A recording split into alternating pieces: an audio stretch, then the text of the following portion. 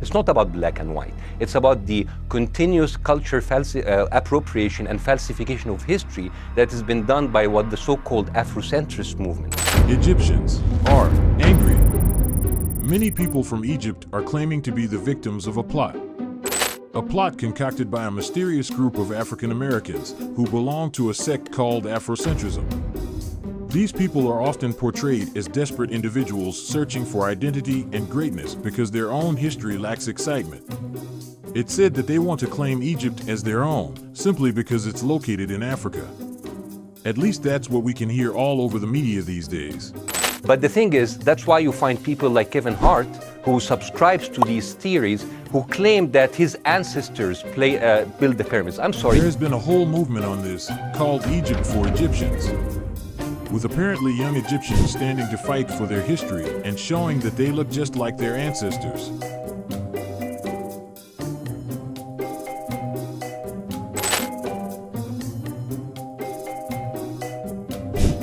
Have you noticed that most of these people are extremely racist? And it seems normal for them to say all these things. They are completely against the idea of a black presence in ancient Egypt, except if it's related to slavery. But that's not a surprise when we see how Zahi Hawass talks about indigenous Africans. No, they were dark skinned, but they were not black. But they are not Negro. Because look at the lips of the Negroes like that and the rose like this. It's not really in the Egyptian origin at all. It's different, completely different. Despite the fact that the country borders Sudan, the blackest country in the world. And to justify their claims, they use the following visuals. Especially these visuals. But to me, there is a deeper motivation behind all this uproar. So, I want you to bear with me as we discover that truth. The real reason Egyptians are fighting so-called Afrocentrists.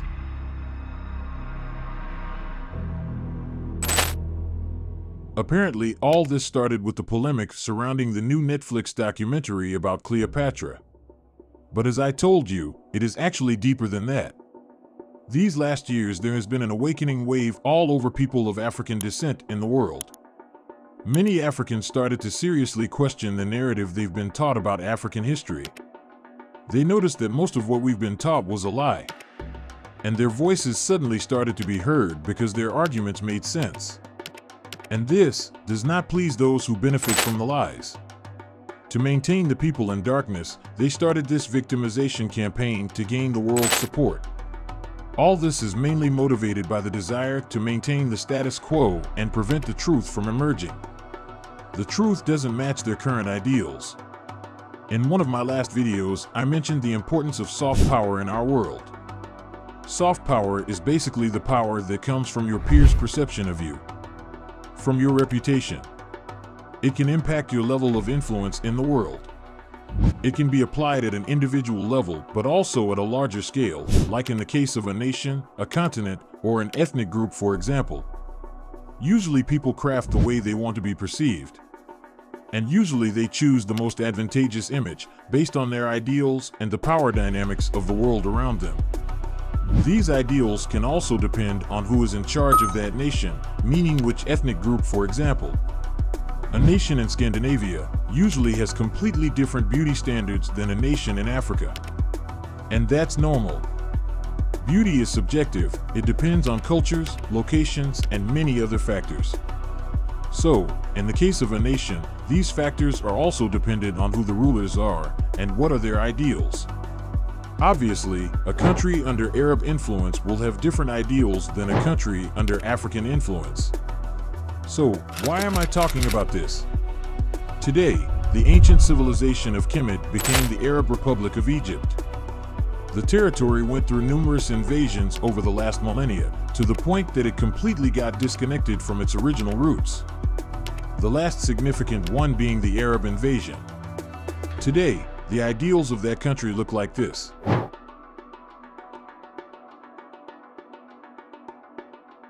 While in ancient times, it really looked like this. So, to me, the true reason behind this sudden uproar is actually a deep desire to control the image of what an indigenous ancient Egyptian is supposed to look like in people's minds, thus controlling the narrative of Kemet's origins. Then I heard about this.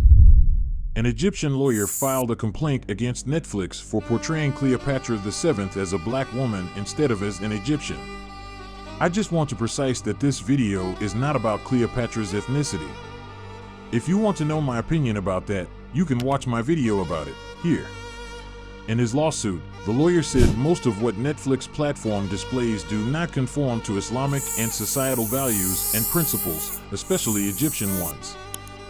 He added that in order to preserve the Egyptian national and cultural identity among Egyptians all over the world, there must be pride in the makings of such work.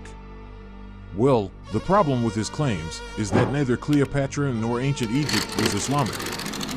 None of the pharaohs was actually Egyptian, as he says. The country was called Kemet. It was an indigenous African nation. It's obvious now that all this has nothing to do with the truth. It is due to the fact that today the country is linked to and under the influence of its latest invaders. They practice the same culture, religion, and even named themselves the Arab Republic of Egypt. People tend to try to associate themselves with what they admire. We all love people who look like champions, winners, conquerors. They are attractive, right? And we want a bit of their light to spill over us. We secretly want to become them. And due to colonization and the destruction of the image of Africa, African soft power has deteriorated over the last millennia. So, now those who got conquered in the north are trying to detach themselves from their roots to acquire the features and the identity of their conquerors, despite sometimes clear evidence of their African roots.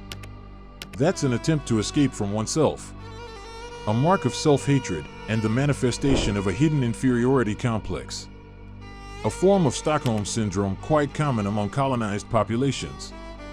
Therefore, the ancient African civilizations that once flourished in these areas are now automatically being linked to Arabia, the Middle East, or Europe, to the point that in most people's minds, it couldn't have been created by indigenous Africans.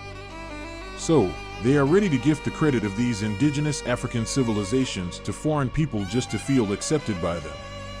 Today, the population of the region doesn't care about true history. They are just trying to project their modern ideals into the ancient civilization, which equate to falsifying history. For example, according to ancient Egyptians, their nation emerged in Inner Africa.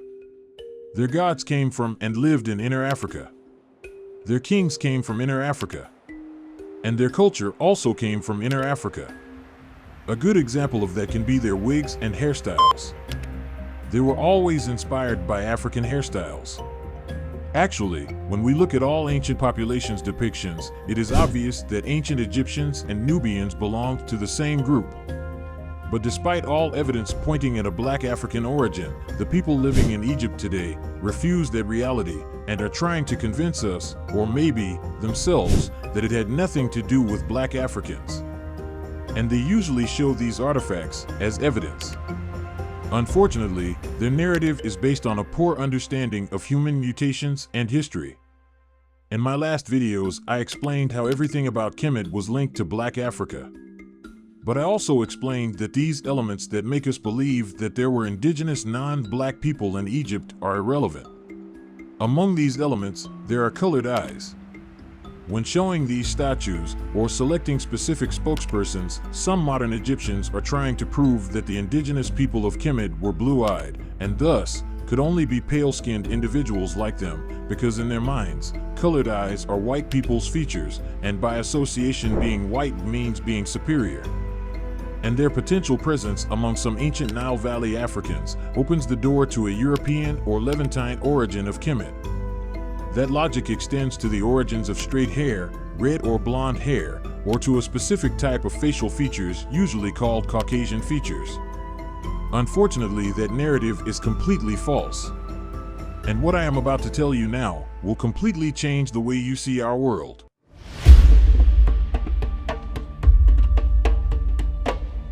As soon as an individual carries any of these features, we tend to look for some non-black origin in his lineage. But the truth is that black people with red or blonde hair exist. Black people with straight hair exist. Black people with colored eyes exist. Black people with Caucasian facial features exist. Black people with white skin exist, and they have existed prior to the emergence of those we call white people. In other words, it didn't necessitate any European or Northern admixture to have those features. That's the proof that these features have nothing to do with a so-called white origin. In fact, black people are actually the ones who gave these features to white people. According to Chikanta Diop, the great African scholar, there were two types of black Africans: those with kinky and those with straight hair. But both were black. However, was he right? In my video about Ramses II, I explained that the way we see the world today is biased, especially because we always try to oppose black to white. And we wrongfully attribute all these features to white people, thinking that they are the ones who brought it to the world. But that's not the case. The truth is that there is no opposition to black because it is the root of us all. There is no white without black. But there has been black without the existence of white. And it has actually been the case for 99.9% of the existence of the human race on this planet. It is not even a debate. So, technically, there is no white race. In a way, we can say that there is only one big black race with numerous levels of melanin that we call humanity. One family with a great diversity. Most of us don't understand how the current diversity, especially the one that caused the most problems, which is skin color, emerged. Many of us still think that there was a group of white people who appeared in opposition to black people. This is what racism has created during the last few centuries. Ancient Europeans classified human beings and put those who looked like them on top of that hierarchy, attributing themselves the merit of the achievements of all indigenous melanated people who preceded them. What we have to understand is that most of these mutations started gradually and slower than we think. We've been lied to. People didn't become white with straight blonde hair and colored eyes just by magic one day. The truth is that some black people started to lose melanin in some parts of their bodies, but not all at once. It probably started with hair. Some people developed wavy hair, then straight hair, but they were still black. We can see it with Australian Aboriginals and Indians, for example. They are black with wavy, straight hair, but also kinky hair. And they have all these features without any white people's intervention. Then some people started to lose melanin in their hair. They started to be red-haired or blonde, but still with kinky hair, then with wavy and straight hair when they combined both mutations. Something that we can still observe among the people of the Solomon Islands. Then, due to the climate first and for numerous other reasons later, others started to develop different facial and body features adapted to their new environments, especially cold environments, but they were still black. We can still see many people like this in Africa, but especially in India. Indians are actually black-white people. They have all the features of Europeans, but they have darker skins. And finally, the last and more recent mutation that is also the one that caused the most horrifying problems, skin color. Some people started to lose melanin in their skin. And this is the main feature attributed to white people or northern people. But they actually came last, as you can see in all these studies about genetics and skin color. Prior to that, everything that existed had already been created by our dark-skinned ancestors. Civilization was associated to them. Even ancient Greeks wrote about it. That's why they linked their gods to Africans, who, according to them, were the first men. So, back in the day, civilization, knowledge, power were black people's things. And it has been that way for a very long time, even after Greece, Rome, etc. That's why in ancient temples, ancestors, or gods were usually depicted dark-skinned. At the end, with migrations, intermarriage, but also, let's be honest, invasions and genocides, more people ended up combining all of these mutations at the same time. But at some point, racist people decided to build an identity around these features to fit their terrible agenda. People must understand that pale-skinned individuals didn't reach the banks of Africa or even those of Southern Europe before very late periods. Studies prove that modern Europeans' genetic makeup only emerged around 4,000 years ago, which is around 2000 BC. And we also know that it is around the same period that white skin started to appear. Our 1b, which is the main lineage in Western European males, is also among the youngest lineages. In other words, everything is in perfect alignment. When these new populations reached the southern regions, black people still lived there as attested by ancient European art, and it became a huge melting pot. So, European scholars added themselves in stories that had nothing to do with them by getting the monopole of education. They created and reinforced false narratives through books, movies, illustrations, etc. This is why today, so many innocent people feel offended when they hear people say that ancient figures were black-skinned or black Africans. They fell for the propaganda and the lies. But despite these facts, scientists also proved that most of these features were not very common in Kemet and only increased after the invasions of the country. The fact that these statues were built with these beautiful stones in their eyes isn't evidence that they carried these features. We must remember that Egypt is located in a tropical area where these features were actually detrimental in an evolutionary context. To survive there, one must have had dark skin at a time when clothing was a luxury. To conclude, I want you to understand that the purpose of all this is to heal our world. It's necessary to rethink everything we know about ourselves, about humanity. It is necessary to question everything we've been taught and build a better world for us and the next generations.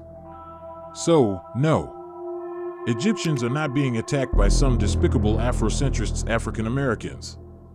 It's just the true story of our world that is coming to light, and it is time to make peace with it and accept that all our ancestors didn't necessarily look like what we see in movies. I hope that you enjoyed watching this video. Let me know what you think about this. Do you agree, or do you have another explanation? I'm open to engaging in further discussion in the comments. And don't forget to like, subscribe, and share the video. Thanks for watching Mr. Imhotep's channel, and see you in the next video.